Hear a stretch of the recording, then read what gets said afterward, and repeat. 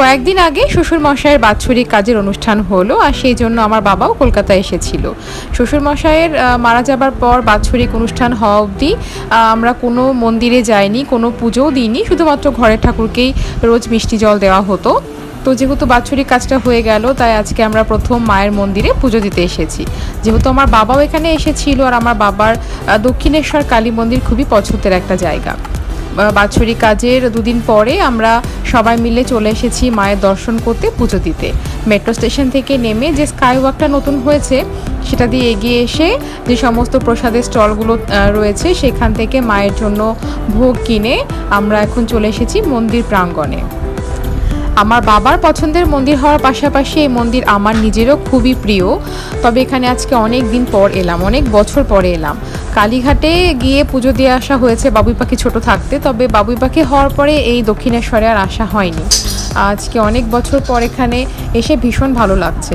মাঝখানে দুবার আমরা ইন্ডিয়ার বাইরে ছিলাম, বাংলাদেশেও গিয়েছিলাম।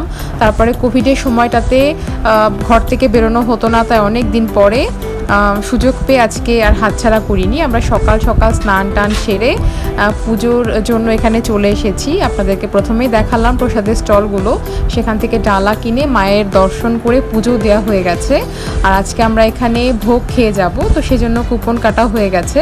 এখানে সকাল 10টার মধ্যেই কুপনগুলো সমস্ত দেওয়া শেষ হয়ে যায়। তো আমরা সকাল সকাল এসে কুপন কেটে নিয়েছিলাম। এইবারে গঙ্গার ধারে আমরা একটুখানি বসেছি, বেশ ভালো রকম গরমই পড়েছে, তবে গঙ্গার ধারে ঠান্ডা ঠান্ডা হাওয়াও দিচ্ছিল। এই হচ্ছে জাহ্নবীর কিনারায় ভবতারিণী মায়ের মন্দির। সত্যি এখানে এলে মনটা সত্যি ভালো হয়ে যায়। আর মাঝখানে পুজো দেওয়ার পরে আমরা একটুখানি জলখাবারও খেয়ে এসেছিলাম, তবে যেহেতু বাচ্চাদের নিয়ে একটু গরমও ছিল, তো সব কিছুর ভিডিও আর করা হয়নি। তো আজকের এই ছোট্ট ব্লগটা আপনাদের কেমন লাগলো কমেন্টে জানাতে অবশ্যই ভুলবেন না। আমরা আসলে অনেক কয়েকজন মিলে এসেছিলাম, আর বিভিন্ন কারণে খুঁটিনাটি সমস্ত কিছুর ভিডিও করা হয়নি। আর মাঝখানে তো সমস্ত জিনিসপত্র জমা রাখতে হয়েছিল।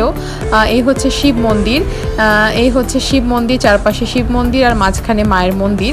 মায়ের মন্দিরের ভেতরে ফটোগ্রাফি কোনোভাবে অ্যালাউড না, তো আমি বাইরে থেকে এগুলো ক্যাপচার করার চেষ্টা করলাম। আশেপাশে গাছপালা দিয়ে খুবই সুন্দর শান্তিপূর্ণ একটা জায়গা, এখানে এলে সত্যি মনটা ভালো হয়ে যায়।